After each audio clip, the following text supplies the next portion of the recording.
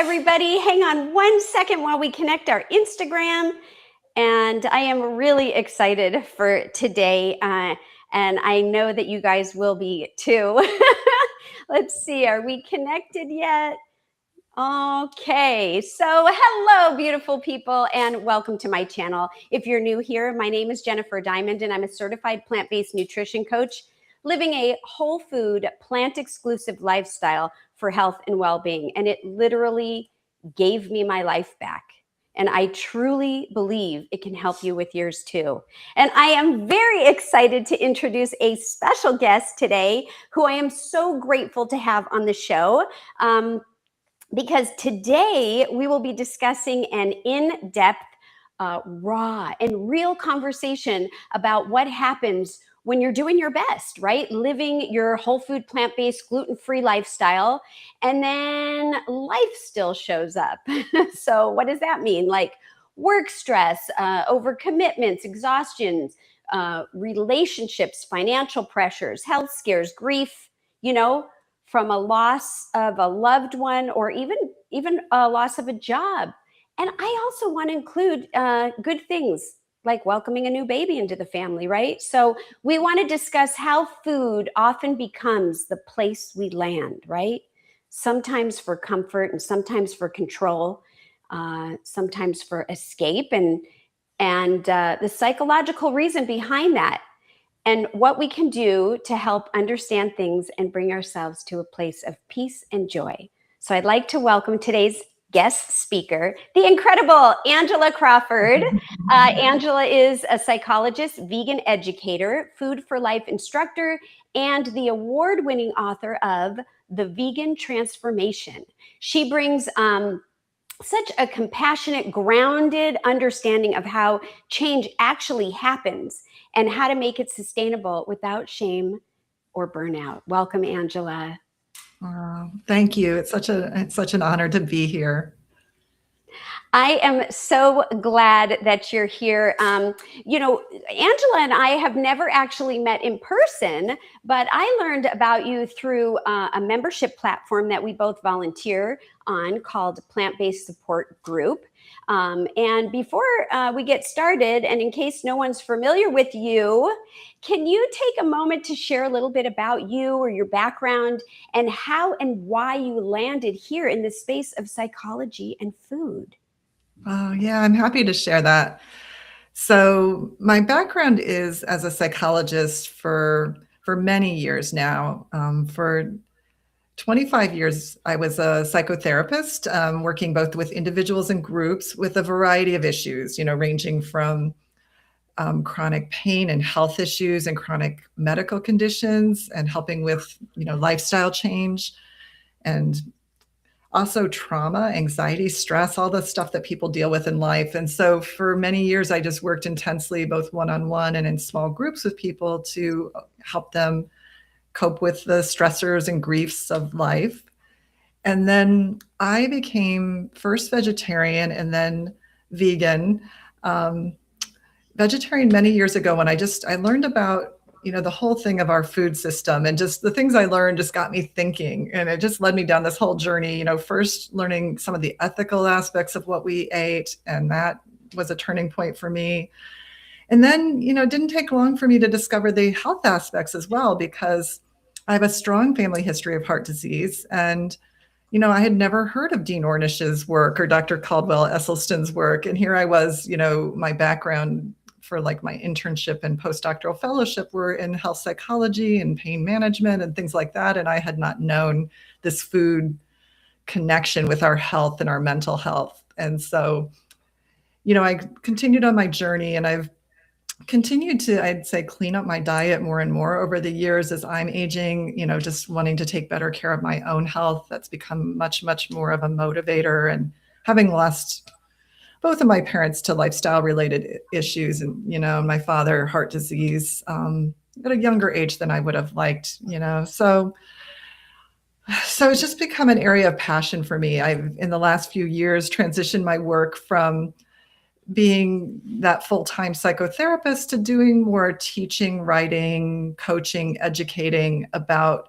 plant-based living, about the food mood connection, about the psychological and social aspects of thriving on a plant-based journey. And as you mentioned, recently researched and wrote the book called The Vegan Transformation. So it's just become my passion because I think so many people don't know about this information, and we could feel so much better and be so much healthier personally and as a society if we all could learn about the power of plants for our health and emotional health as well. So, wow, that's incredible. And I'm sorry to hear about, your parents.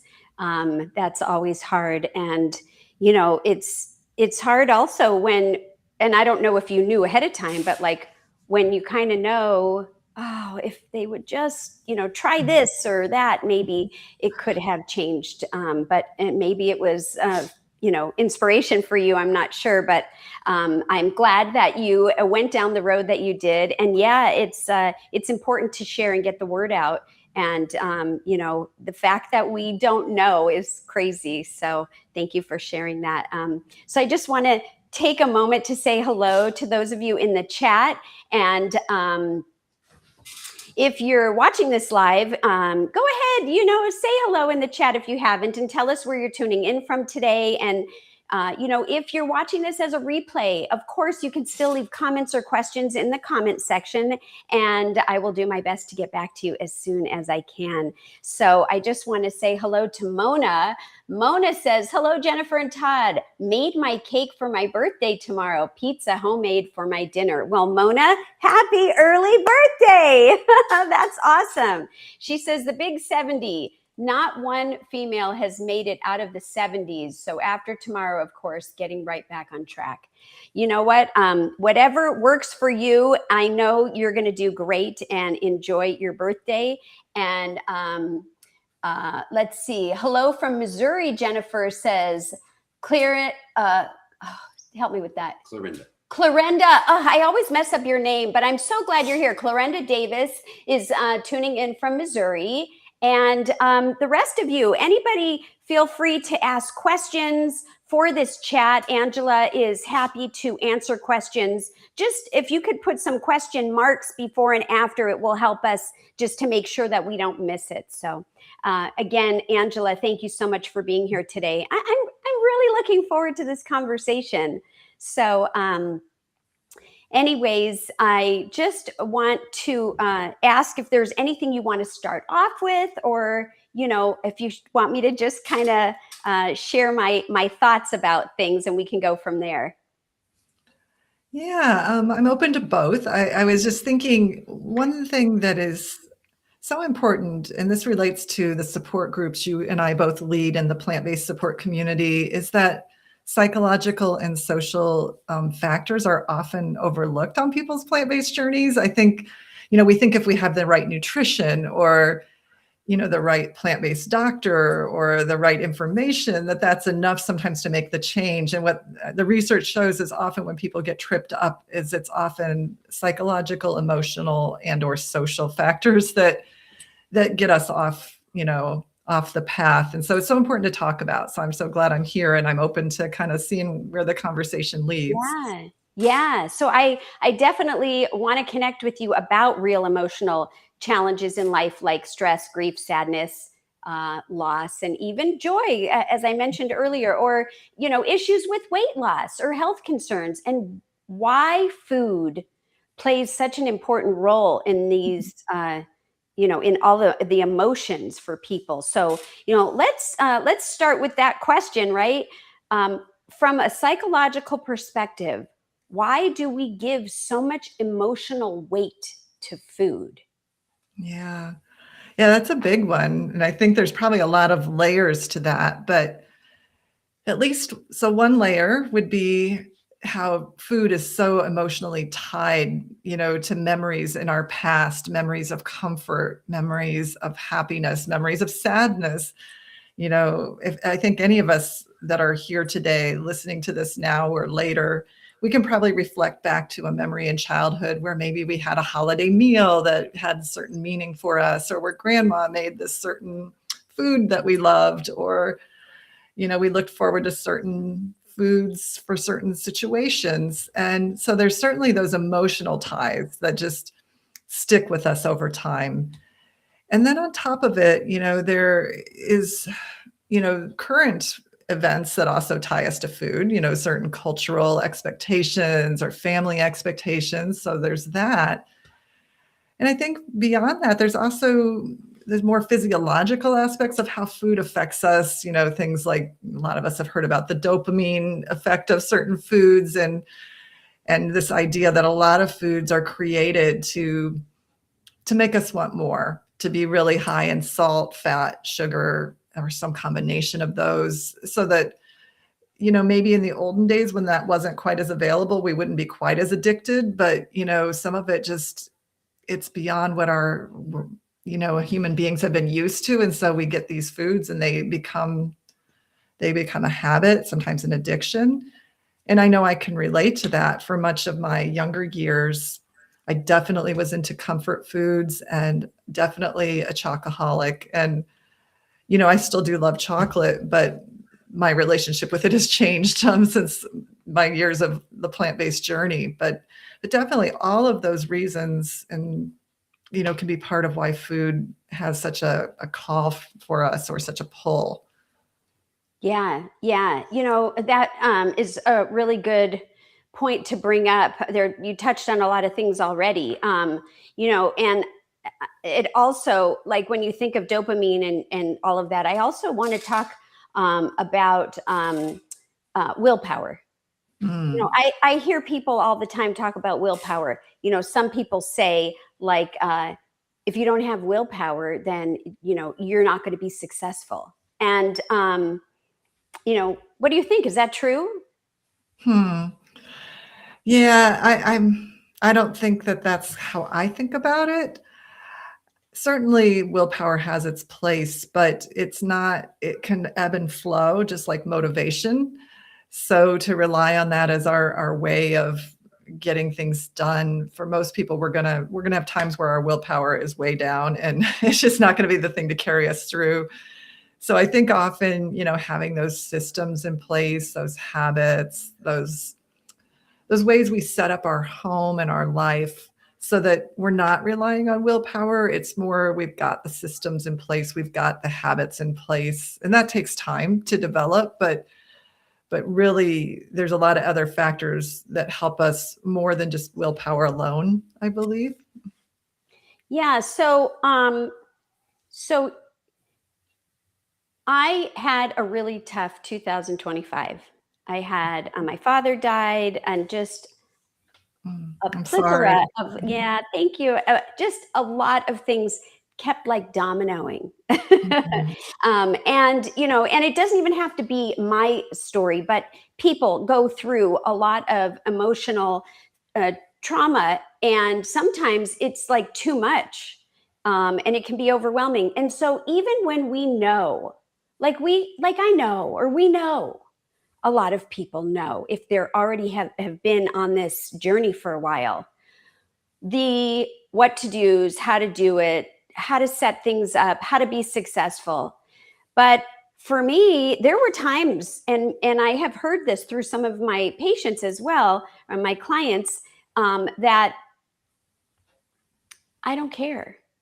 I know those things, but the emotional stress is so high that I just am going to go to something that I maybe am not consciously aware of, but I remember it as being comforting and something that I don't want now because of all the things that we know. So if a person finds themselves in that place, I mean, is there even anything to say or to do?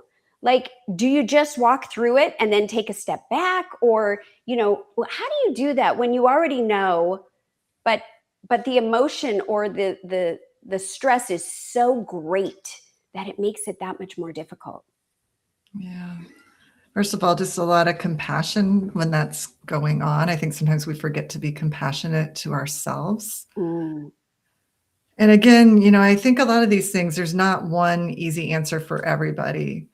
As you shared that, I was thinking about the year that my father passed away, which for me was now several years ago. But I could see myself being pulled into unhealthy eating, but one thing I think that really helped me was I also that particular year found comfort from getting involved in yoga. So sometimes like it can be about what else brings us comfort that we can draw on. It's not about, oh, I have to be perfect, and if I make a mistake, then you know, I'm done with this. We may slip back sometimes. One of the stages in the change journey is setbacks or relapses. We may not want to have them. We're not trying to have them, but if they have happened, the best thing we can do is have compassion for ourselves, figure out what's not working, and try to come up with some new solutions. And it might mean other ways to find comfort.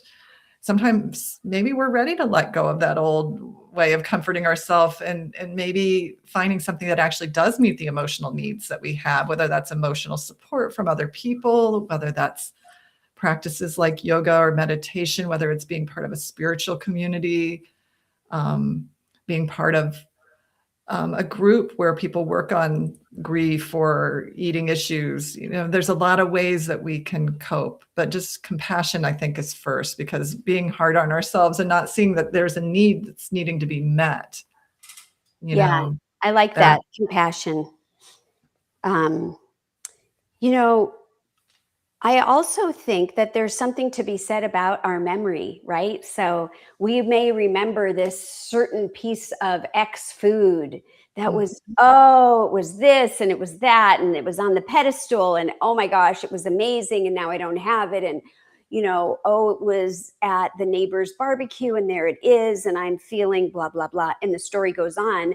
And I have heard from people that just have it anyways, and they were like, I mean, not everybody, but I've heard like, it wasn't what I thought it was going to be. It's not what I remembered. Yeah. So can you talk about that? And why is it that our memory may, you tell me, like, I don't know what's going on there. Yeah.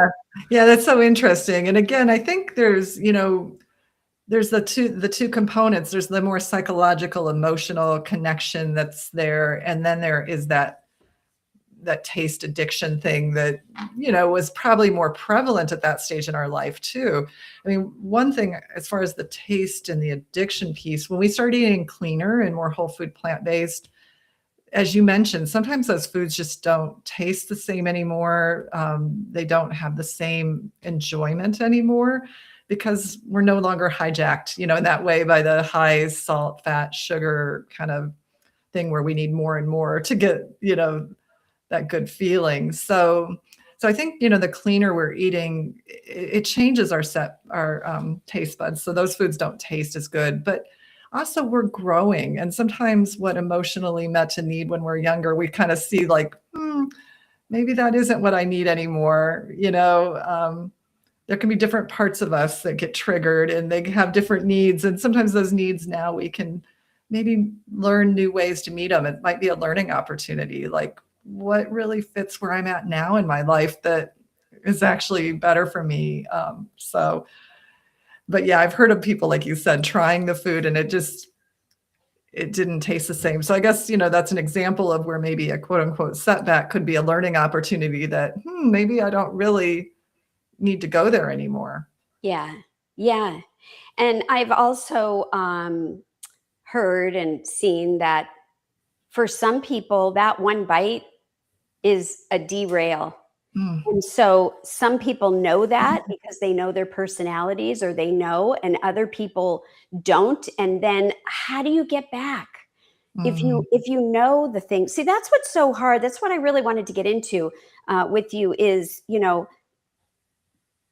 we know, or hopefully if you don't know, you research and then about all of the things written out, the story and the reasons and everything. But then emotions and that component of things can be so hijacking. I mean, you used the word hijack also when you were talking about, not being what we remember, right? So the salt, sugar, oil, flour, whatever it is.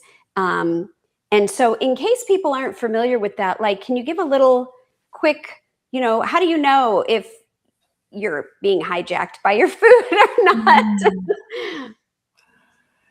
Yeah, I think what you're speaking to is kind of cravings versus true hunger, perhaps in a way, those cravings for those foods that really make us feel good, you know, but we're not actually having physical signs of hunger and, that are for something that really would nourish us physically.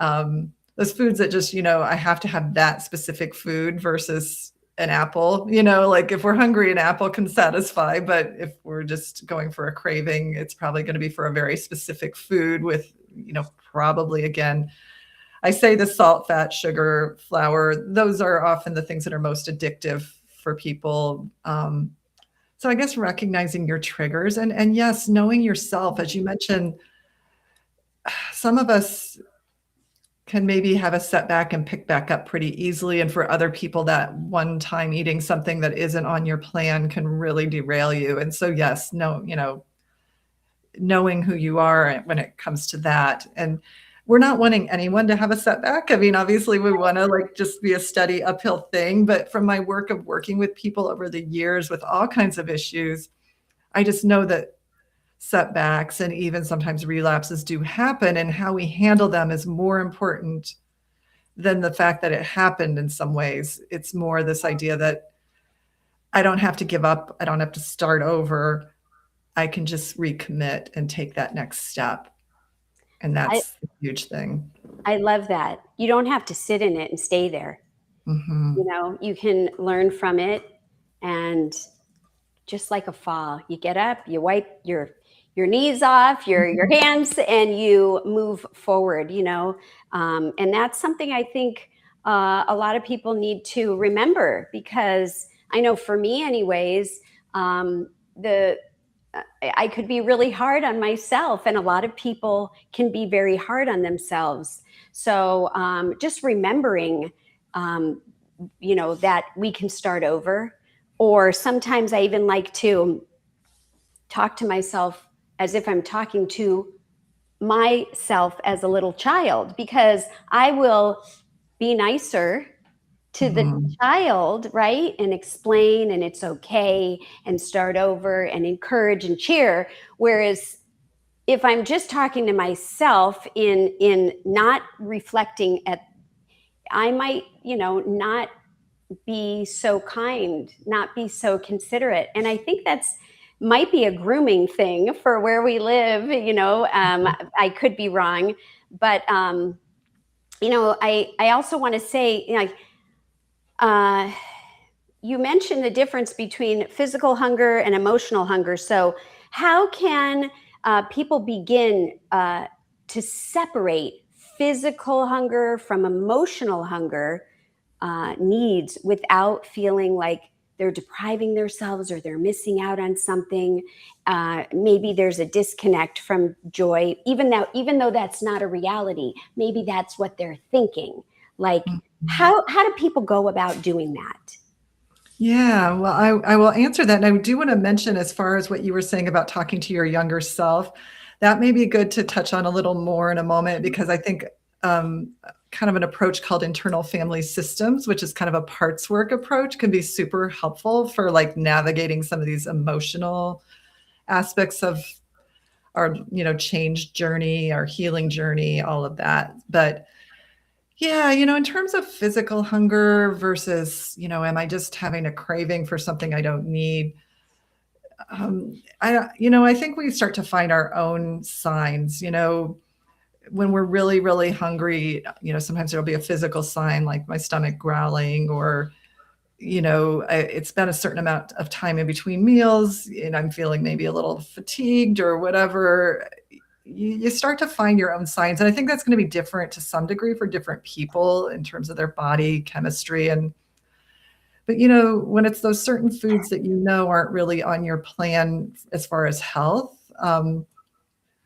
that's probably more a craving. And so maybe there's a need that you're feeling that needs to be met more emotionally. It Mm. could be to take a walk. It could be to get some fresh air. It could be to call a friend. It could be to journal and write out some feelings. You might check in, if you're having one of those moments where I don't think it's really mealtime and I'm wanting something that's really not on my plan anyway, what am I really feeling in this moment and what am I needing? And just seeing if you can tune into the emotions and the actual real needs that come with those emotions. Yeah. Yeah. I like how you said, you talked about, am I really hungry? Yeah. Right? Because sometimes like we get into this thing where we have this idea. Uh, Sometimes it's a reaction to eat something we don't want, but sometimes we have an idea ahead of time. And that can come into play through emotion. And, then the next thing you know, you didn't really even give yourself a chance to think, am I hungry? Maybe I will eat the meal first and see if I still want it after I'm not hungry. And most times you don't, Yeah. that kind of thing. Yeah. It's like a whole self-awareness Yeah. component that I think is really important. And that's something to practice, wouldn't you think? Yeah, definitely. You're kind of speaking to mindfulness. I think one part of the plant-based journey is that often, if we're eating a whole food, plant-based, low-fat diet, we can eat a lot more than possibly we did before because it doesn't have the calories or often the oil or other things that would really make us be unhealthy from, eating more of it. And I think it's easier to see where that apostat kicks in and says, okay, enough. Um, I think you've eaten enough or whatever. It just, fiber and all of that fills us up more slowly. And we just start to see like, okay, I've had enough. And then, like you say, that unhealthy snack may not have as much appeal when we've really filled up with our healthy foods. Have an apple first and then see how you're feeling, whatever, have your meal first, the healthy meal. Have 4 apples. Yes, exactly. Right? Like there's nothing wrong with having lots of fruit and veggies. In fact, for mental health, the more the better. They find like 7 to 11 servings are optimal for better emotional and mental well-being. So, as well as the physical health. But as far as, I think mindfulness is sort of what you're speaking to, and this idea that can we learn to just check in more with ourselves, like be present without judging, notice the thoughts, notice the feelings, notice the body sensations, just be curious, not always have to act or react, just try to notice more. Yeah. I'll tell you, me, some of the harder times are when I'm tired. It's the end of the Mm. day. I've had a long day. I am just, maybe overstimulated. So I'll bring into the fact that households, right, play into a part because, in our household, we're a mixed household. Not everybody eats the same way.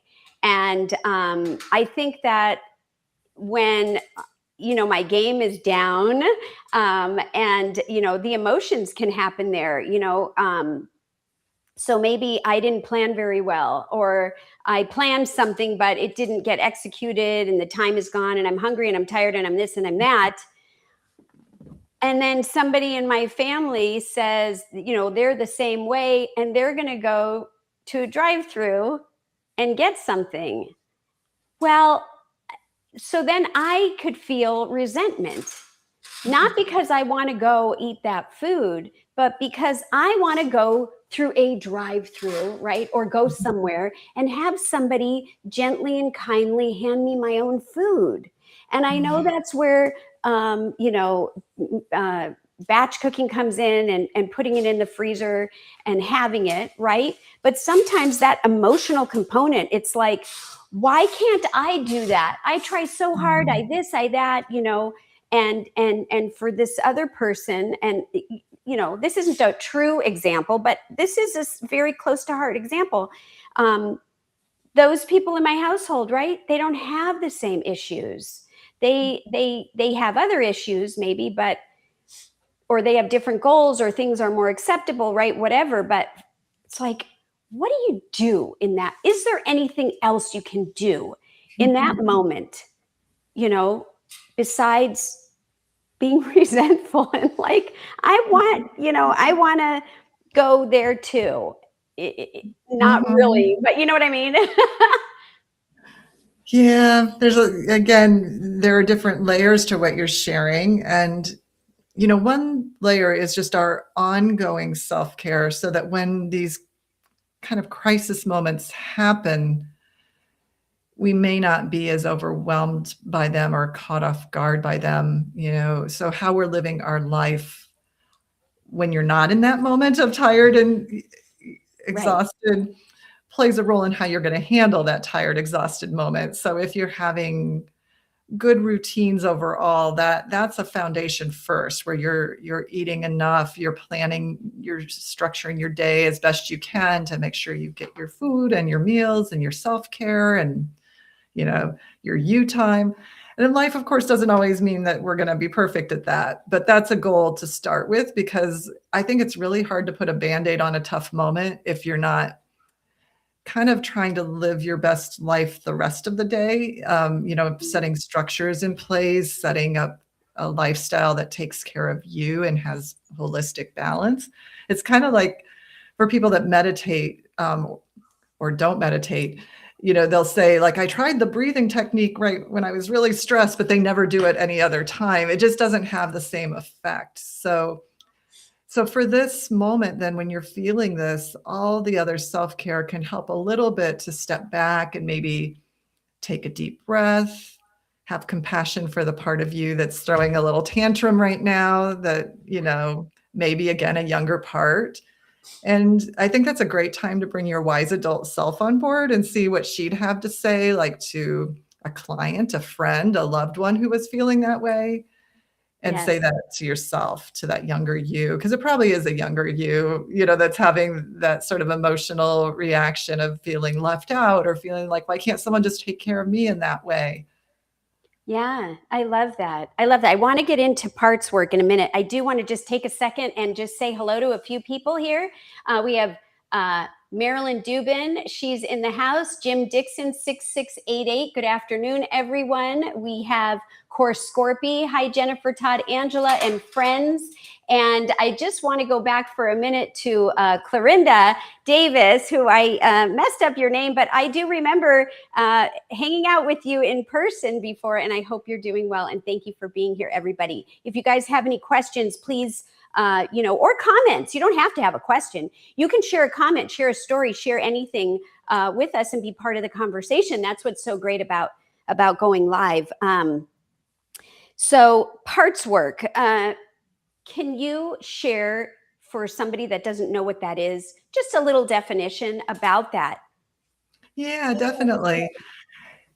There's different variations of parts work, but one that's become well known in recent years is internal family systems, which was created by Dr. Richard Schwartz, and he developed it working with people with eating disorders. And he found that it was like transformative when he started to relate to the different parts of a person rather than just acting like every feeling we have, I don't know, it's hard to explain, but maybe a way to say this is, you felt times where you felt a part of you wanted one thing and a part of you wanted another. Most of us have felt that way at some point in our life, where there's an inner conflict. Part of me wants to eat healthy and another part of me wants to go eat that chocolate, Milky Way bar or whatever. And a part of me wants to exercise. A part of me wants to lay on the couch. A part of me wants to cry. A part of me is like, why are you feeling that way?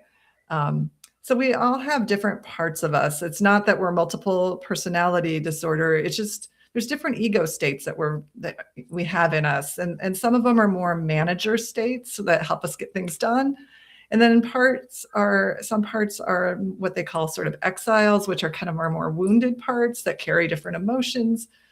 And then there's other parts that might be a little bit less constructive in their approach, but are there like when we're really overwhelmed to kind of try to solve the problem, sometimes in not so healthy ways. But the idea of it is just in recognizing we have different parts and kind of being compassionate towards them, being curious, like, why is this part of me feeling this way? And just wanting to know. It often just helps lessen the intensity, because we all have a wise adult self too, that when we can bring that on board, it sort of helps us make decisions from this more centered part of us rather than letting a younger part or a kind of wounded part run the show.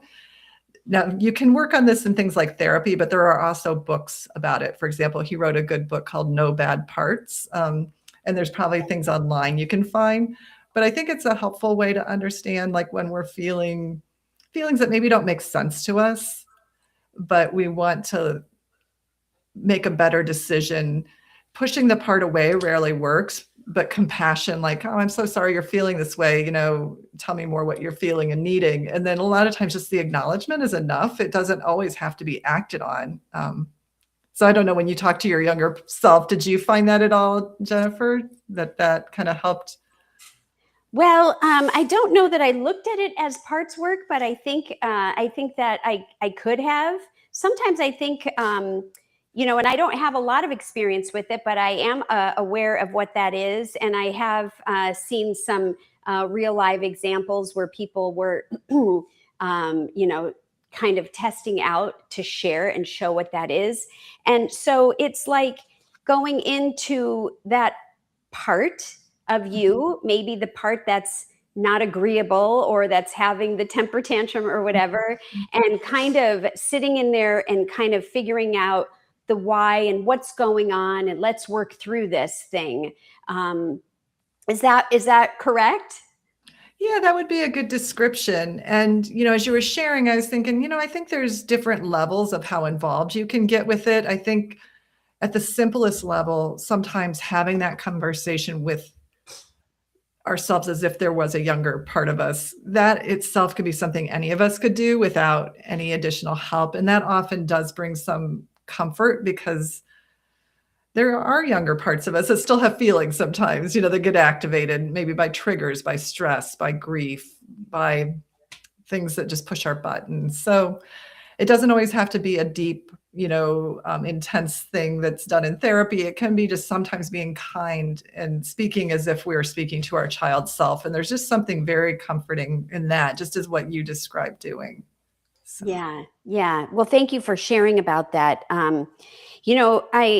I also wrote down here, when you were talking about ongoing self-care, so that when you have the moments of, why me, or I'm tired, or all of those things, I think there's something to be said for ongoing self-care. And that could just mean slowing down, right? And not being go, go, go. I am guilty of that. I am a go, go, goer.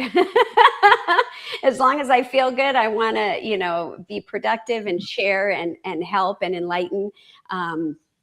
And inspire, but to what cost, right? You could still do all those things, but you can also do them in a mindful self-care way. Like, for example, I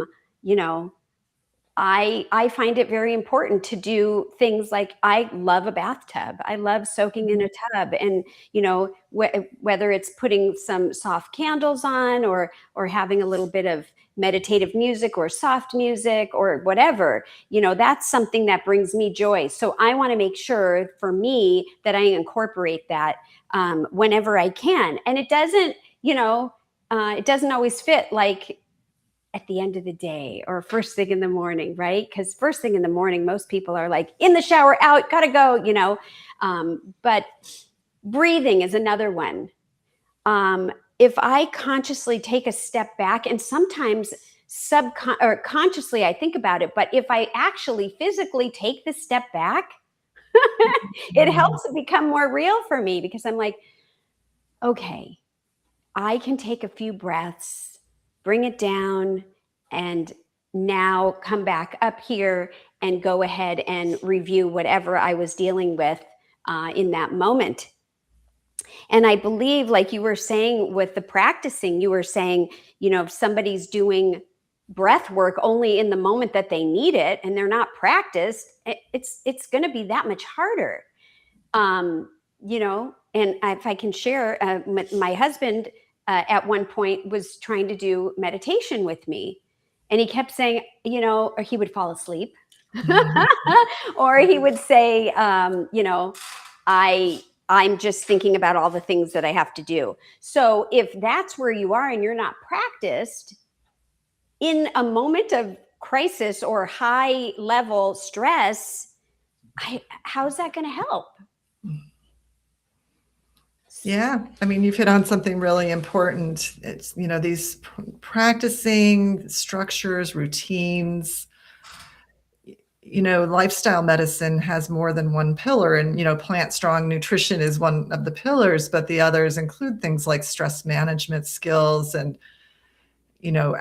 adequate sleep and social support. So I think thinking about what are the pillars in my life that I need to have in place to help me live a balanced lifestyle and be more able to stick to, yes, the healthy eating and the other things I need for my well-being.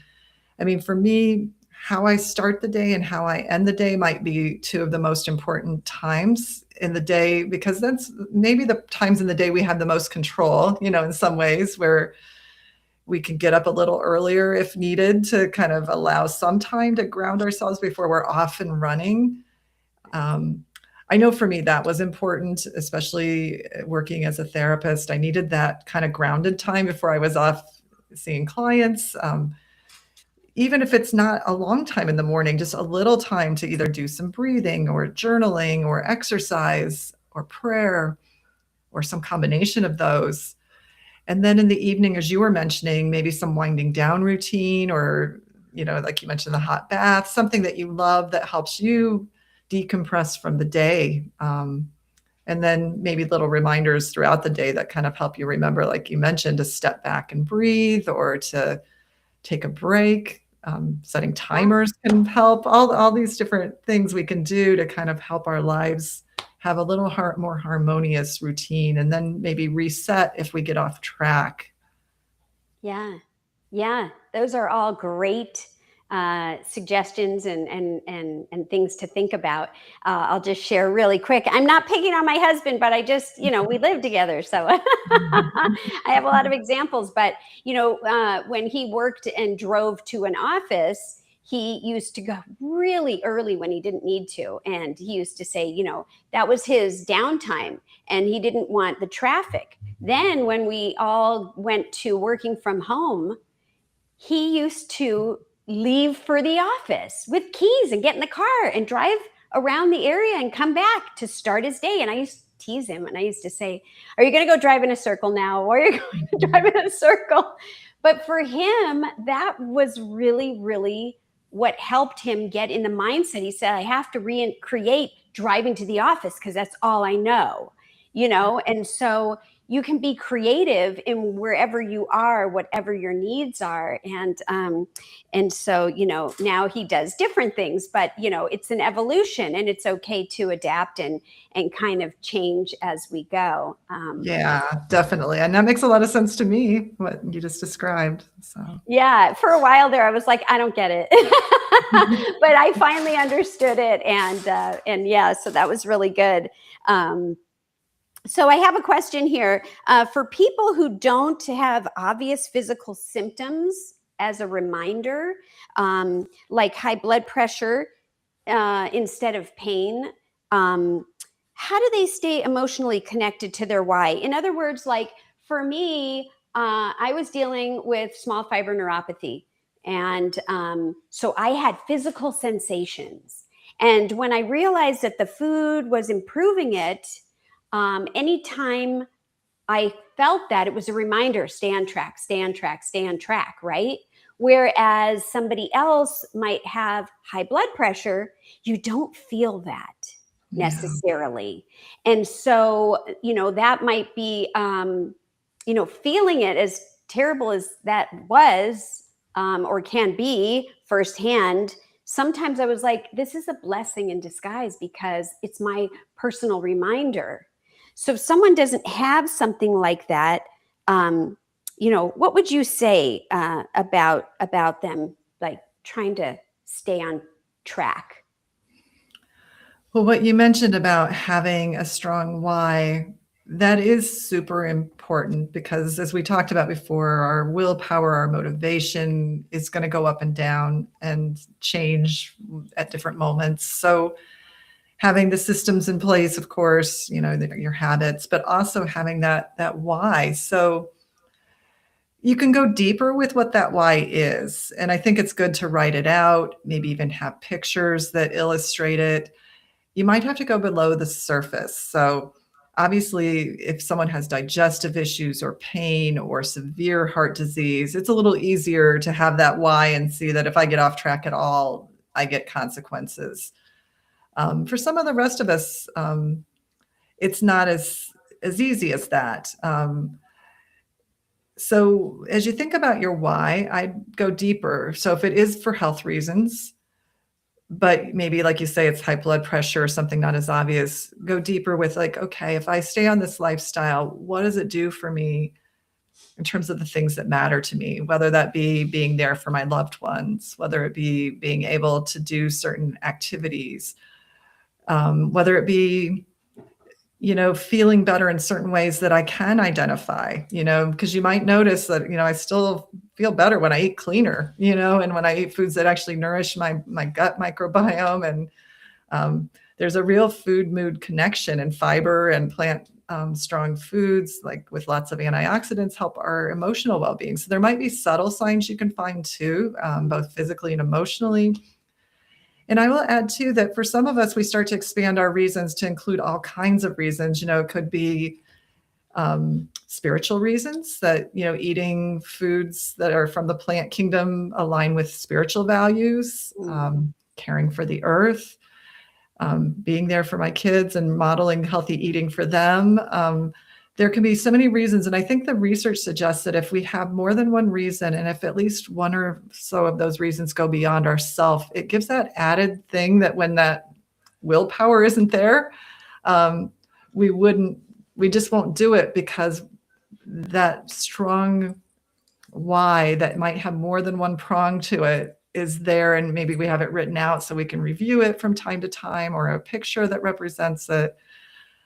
I think that those kinds of things can help. I mean, just there's some reason you went on this path, and finding a way to keep reconnecting with it and maybe expanding it. This is the only way I know to eat that's not only healthy for your body, but is also more sustainable for the planet and less, invasive to all beings, and more aligned with many of our spiritual principles. So it has so many components, and you can find which ones resonate for you. Yeah, definitely. I can think about, like, when I was a child, there weren't certain foods available, even in snack foods, that cause that huge dopamine hit. Now, we didn't have. I mean, the sizes were different, the ingredients were different, it was grown different, right? Even if it wasn't a good thing. But now it's like, how do you unlearn something when you've experienced it, right? So it's hard to go back to, like, what I'm trying to say is, once we learn something through experience and we have that memory, then it's sometimes hard. So we need to set ourselves up for success by being prepared, and understand how to navigate something. Like, and the reason I brought this up, when I was a child, I didn't know those flavors of my future, right? So I didn't have to worry about that. But now, we do. I don't know if I'm making sense. It's just more of a statement. So yeah, it's really, really interesting. I know that setbacks and relapses, they happen often for a lot of people. Why are they part of the change process, and why don't they mean someone's failed? Like, let's talk about that a little bit, setbacks and relapse, because I think that's really important. And we touched on it earlier, but just to go a little deeper. Yeah. That's one of the things that I found so helpful talking with clients about over the years, was normalizing setbacks as part of the change process. I sometimes think about our journey of change using something called the trans-theoretical model of change, or sometimes called the stages of change by James Prochaska and Carlo Di Clemente, who are two psychologists that developed that many, many years ago, like in the 80s. And it's been well studied as a way of understanding that process of lifestyle change through all different kinds of ways of changing, but applying it to plant-based eating. We go through these different stages in the journey, going from pre-contemplation, where we're not even thinking about change, to contemplation, where we're, hey, maybe I might try this, to preparation, where, okay, I am going to do this and I'm getting ready to get started. And then action, we're living it, we're doing it. Probably where a lot of your viewers might be, or, others might be curious and in that contemplation or preparation stage. And then there's maintenance, which sometimes we forget about, I think. A lot of us think when we take action, I'm there, I've got it, but really maintenance, which is kind of the longer term part of the change process, ideally, if you stay the course. Maintenance is where we're really developing the habits, the systems, the support, the practices, the routines that help this just to be part of our everyday life. So it becomes more normalized that I have my shopping routine, I have my cooking or food prep routine, I have my support system on board as much as possible to at least understand my lifestyle, if nothing else, even if they're not doing it with me.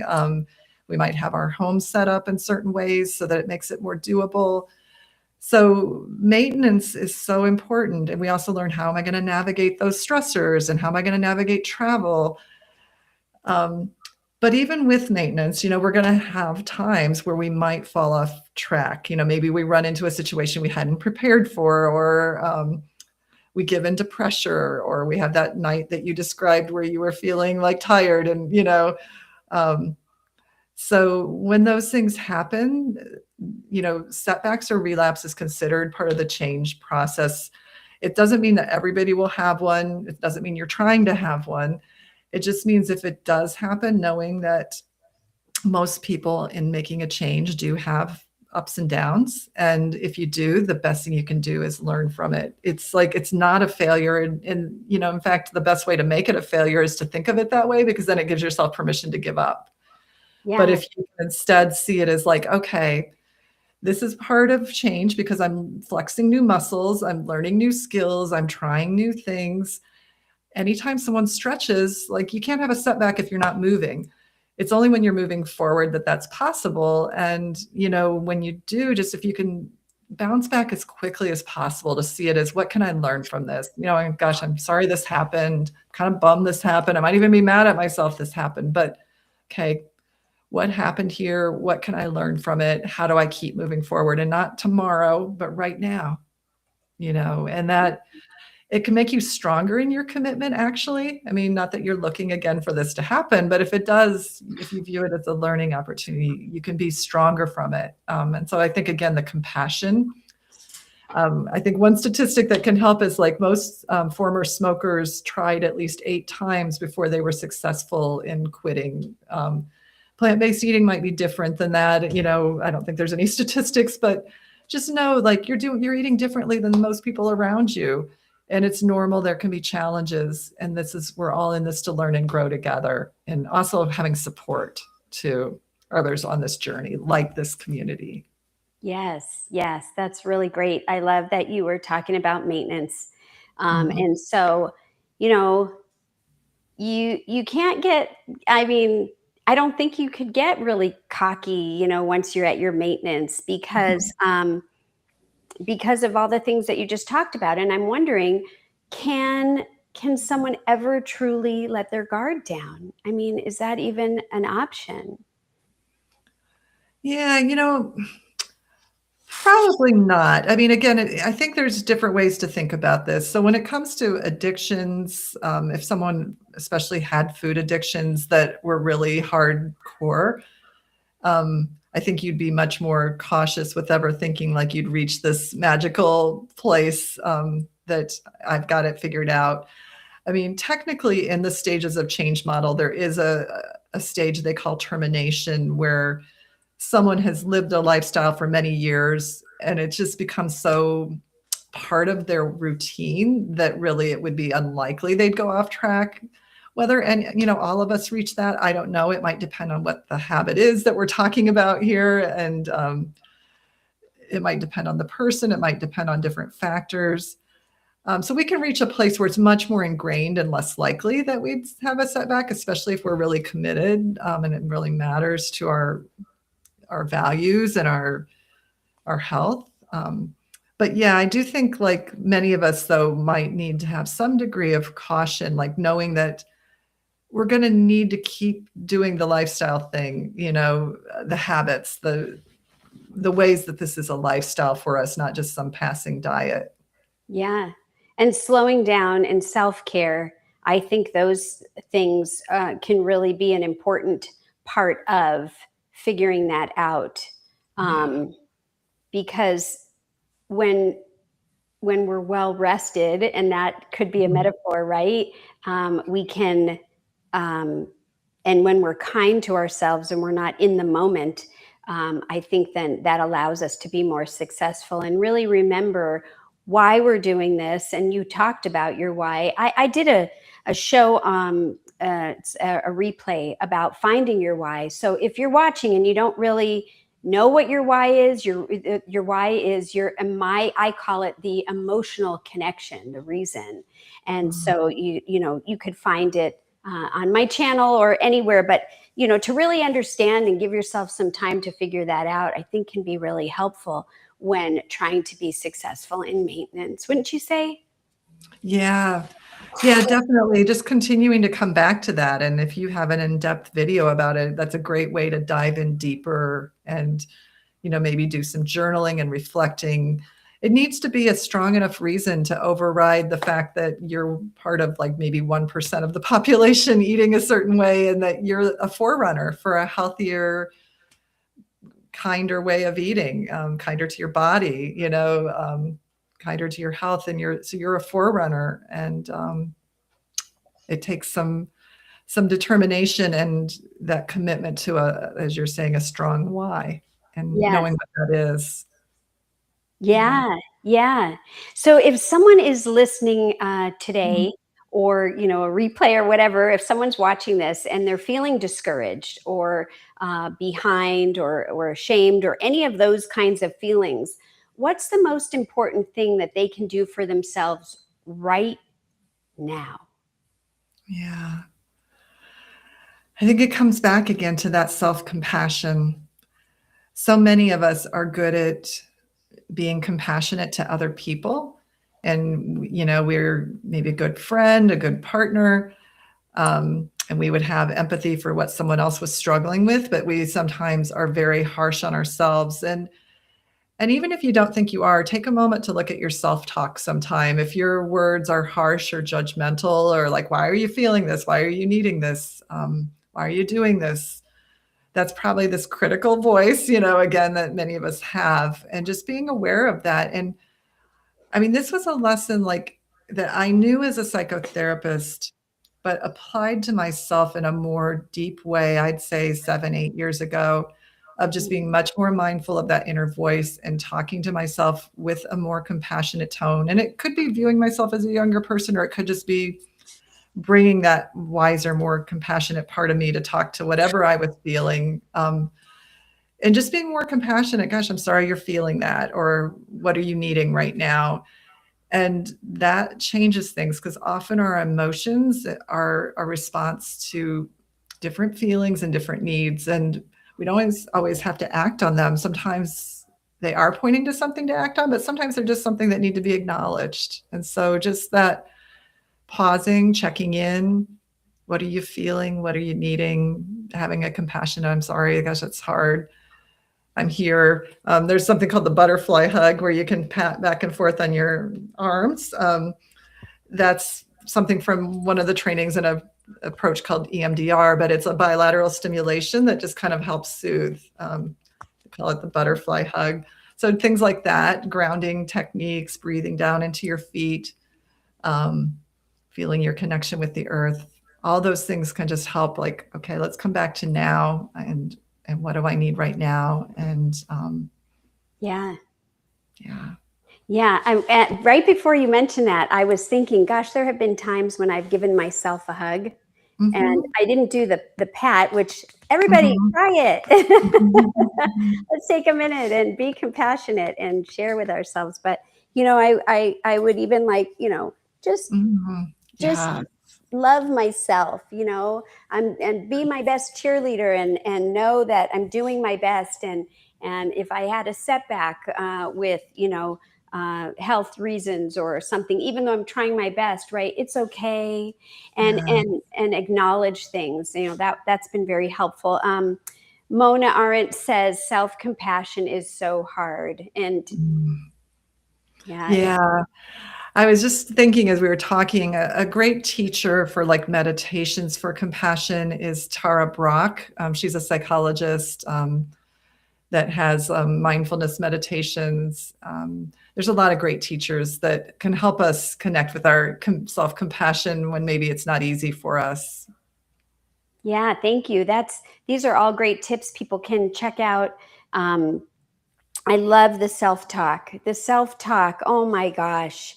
It is, I would never think that it was such an important thing to pay attention to, but it really does. The way we Mhm. think and the way we talk to ourselves has this huge effect on even our digestion. Isn't that so? Yes. Yeah. Definitely a big gut brain connection. Yeah. Yeah, yeah. Now, just wrapping this up, I wanted to just ask you if you could just share a little bit about your book and where people can find you if they want to reach out to you. Yeah, sure. My book, The Vegan Transformation, A Journey to Heal Yourself and the World, I surveyed and interviewed vegans about how their life had changed emotionally, socially, and spiritually with a plant-based lifestyle. And the people I interviewed came to the vegan lifestyle for a range of reasons. Some had come for physical reasons and healed dramatically from physical conditions, and others came more for the ethical reasons. And so it looks at all of that, and it looks at like how did things change on an emotional, social, spiritual level, and some key, transformative pillars that came through my conversations and surveys with these people. And it shares some of their stories.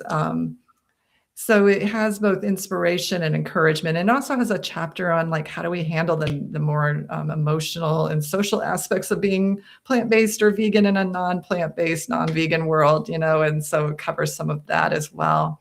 Because I felt like so many books tackled the physical health benefits of this lifestyle, but I hadn't heard as much about how do we change internally as Mm, we actually honor our values and really do what's not easy, to change our lifestyle and be, like I mentioned, a leader for plant-based living. So that's what the book is about. It's available anywhere you buy books, whether Amazon, Barnes and Noble, Bookshop, all of those places in ebook, paperback, and then also audiobook. And people can find me through my website, angelacrawfordphd.com.